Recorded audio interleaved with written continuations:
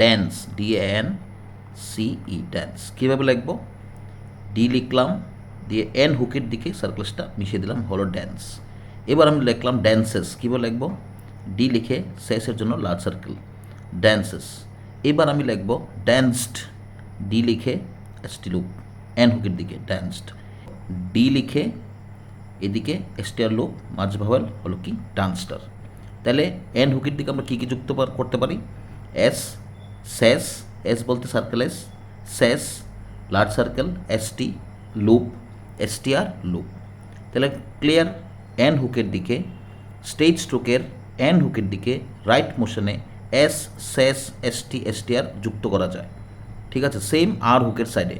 তাহলে আর হুকের এই সাইডেই আমরা এন হুকটা দিই। আর যদি অপোজিট সাইডে যায় ওইটা হবে F, either F or V. ঠিক আছে, ক্লিয়ার?